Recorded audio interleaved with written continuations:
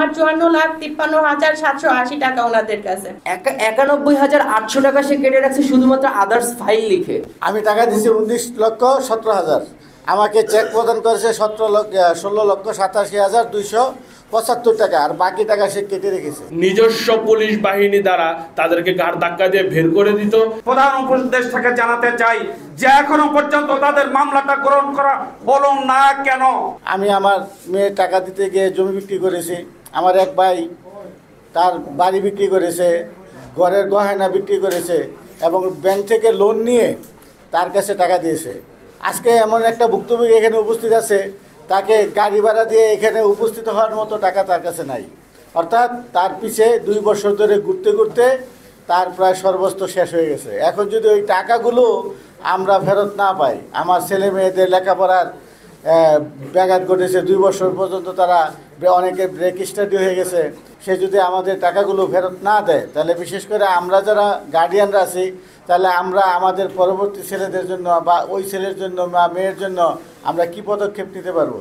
আমি টাকা দিয়েছি 19,17,000, আমাকে চেক প্রদান করেছে 16,87,275 টাকা, আর বাকি টাকা সে কেটে রেখেছে। শিক্ষা নিয়ে প্রতারণা, ছাত্রদের টাকা নিয়ে প্রতারণা, এমন বিগত সরকারের দোসর বাসার, তাকে যেন অতি দ্রুত আইনের আওতায় এনে আমাদের সকলের দাবি দেওয়া পূরণ করে তাকে একটি দৃষ্টান্তমূলক শাস্তির ব্যবস্থা করা হয়।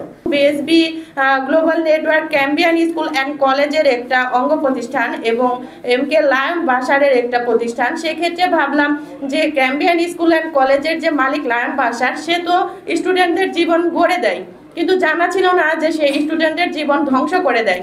সেই বিশ্বাসে আমি আসলে আসার পর এরা আমাকে বলে যে আপনার হচ্ছে অ্যাডমিশন করাতে। তো আমার বাচ্চার স্কুলিং বিষয়ের জন্য আমি অ্যাডমিশন করাই এবং আমার ভাইয়ের স্কুলিং ডিপ্লোমা কোর্সের জন্য অ্যাডমিশন করাই।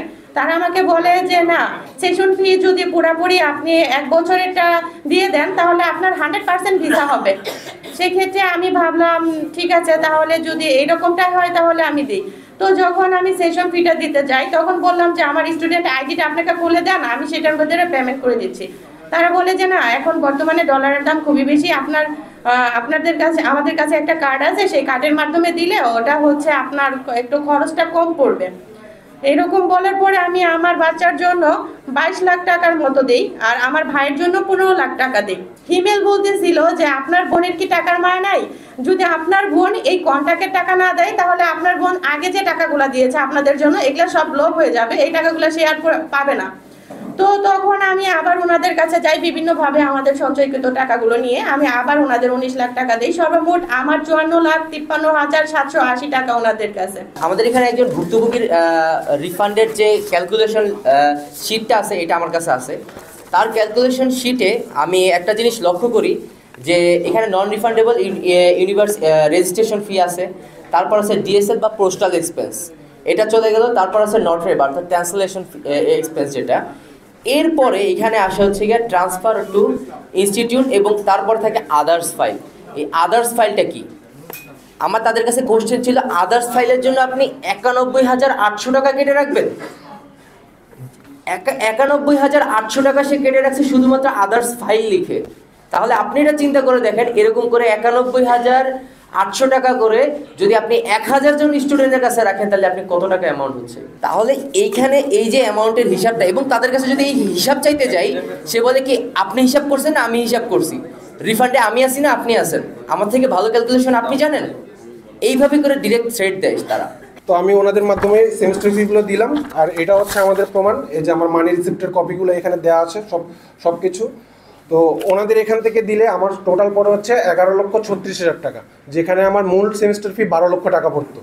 তো আমি চিন্তা করলাম যে মাঝখান দিয়ে তো আমার 70-80,000 টাকা বেঁচে যাচ্ছে, তো আমি বেটার আমি এখান থেকে হচ্ছে ওদের সেমিস্টার ফিগুলো দিয়ে দিই। তো সেমিস্টার ফিগুলো দিলাম। সো সেমিস্টার ফিগুলো দেওয়ার পর আমি বললাম যে আপনারা আমাকে একটা রিসিপ্ট দেন অথবা ইমেল কপি একটা দেন যাতে আমি কনফার্ম হতে পারি।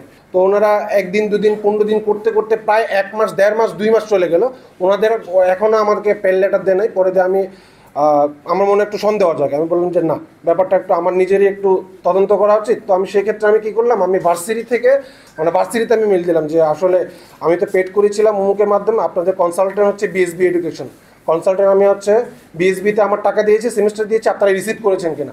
তো ওনারা বললো যে না, ওনারা অবগতই না যে আমার সেমিস্টারের ব্যাপারে। আপনারা প্লিজ দয়া করে আমাদের মতো আর প্রতারিত হবেন না। এই বিএসবিটাকে আপনারা খুব দেখে শুনে জাজমেন্ট করে তারপর করবেন। আমার তো মনে হয় এই বিএসবি বন্ধ করে দেওয়া উচিত। আমাদের এখানে ভুক্তভোগীদের মধ্যে এমনও ভুক্তভোগী আছে যারা নাকি বিগত 4 থেকে 5 বছর ধরে ঘুরতেছে, পাওনা টাকা ফেরত পেতেছে না। কারণ যখন এই স্বৈরশাসক ছিল তখন তারা তাদের টাকার জন্য অফিসে গেলে তাদের নিজস্ব পুলিশ বাহিনী দ্বারা তাদেরকে ঘাড় ধাক্কা দিয়ে বের করে দিত, এবং তার যে নিজের যে বাহিনী আছে গুন্ডা বাহিনী দ্বারা তাদেরকে হ্যারাসমেন্ট করতো। এই সরকার বিগত দিনে স্বৈরশাসকদের যারা পৃষ্ঠপোষকতায় ছিল তাদেরকে অ্যারেস্ট করতেছে, এটা নিঃসন্দেহে প্রশংসনীয় কাজ। লায়ন এম কে বাশার সাহেব তো বিগত স্বৈরশাসকের একজন পৃষ্ঠপোষক ছিল, এবং বিভিন্ন মন্ত্রীদের আমলাদের উনি একজন ছিল, পৃষ্ঠপোষক ছিল। তো তাকে কেন অ্যারেস্ট করা হয় না? আর তাছাড়া এখন তো আমরা সরাসরি একজন ভুক্তভোগী, আমরা একটা ক্লেম নিয়ে আসছি, তাকে অ্যারেস্ট করাটা আমার মনে হয় উচিত। আর আরেকটা বিষয় দুদককে বলবো যে আপনারা দয়া করে অনেকেরই যারা আছেন দুর্নীতিগ্রস্ত তাদেরকে সার্চ করতেছেন, কিন্তু লায়ন এম কে বাশার সাহেব উনি এত বড় একজন দুর্নীতিগ্রস্ত ব্যক্তি, তাকে কেন আপনারা আইনের আওতায় আনেন না? 4000 মানুষকে সে খুন করেছে। মানবাধিকার প্রতিষ্ঠা বাস্তবায়ন সংস্থা তীব্র নিন্দা জানাচ্ছে। ওসি সাহেব মামলা নেয়নি, তার খুঁটির জোরটা ছিল কোথায়? এত বড় আন্দোলন, এত বড় কাজ, এত বড় নিন্দনীয় কাজ যারা করেছে, যে বিএসবি গ্লোবাল করেছে, সেই বিএসবি গ্লোবাল এখনো পর্যন্ত তারা আপিস করে। এটা আমি বর্তমান সরকারের কাছে বলতে চাই, স্বরাষ্ট্র উপদেষ্টাকে বলতে চাই, এবং প্রধান উপদেষ্টাকে বলতে চাই। আমি স্বরাষ্ট্র উপদেষ্টার মাধ্যমে প্রধান উপদেষ্টাকে জানাতে চাই যে এখনো পর্যন্ত তাদের মামলাটা গ্রহণ করা হলো না কেন। আমি আমার সাংবাদিক ভাইদেরকে বলতে চাই যে আপনাদের উদ্দেশ্যে আমি বলতে চাই, আপনারা প্রত্যেকেই মানবাধিকার কর্মী এবং প্রত্যেকের দায়িত্ব আছে আপনারা থেকে এই মামলাটা যাতে হয়, এবং একে বাশার যাতে গ্রেপ্তার হয়, এবং তাদের প্রত্যেকটা টাকা ঘুরে ঘুরে যেন কোনো টাকা কাটা না হয়। কারণ হলো কেন টাকা কাটা হবে? আমার কোনো কাজই হয়নি, টাকা কাটার প্রশ্ন উঠবে কেন? এই যে আমার ছাত্র ভাইরা বলছে যে আমাদের এটা কেটেছে, ওইটা কেটেছে, এটা কেটেছে, কেন সেটা হবে কেন? এখন আমার কোনো কাজই চেষ্টা করেনি, তা কাটার প্রশ্ন উঠবে কোথায়? সংবাদ, ফিচার ও অনুষ্ঠানের জন্য ভিজিট করুন সংবাদ প্রকাশের ওয়েবসাইট এবং যুক্ত থাকুন ফেসবুক পেজ ও ইউটিউব চ্যানেলের সঙ্গে।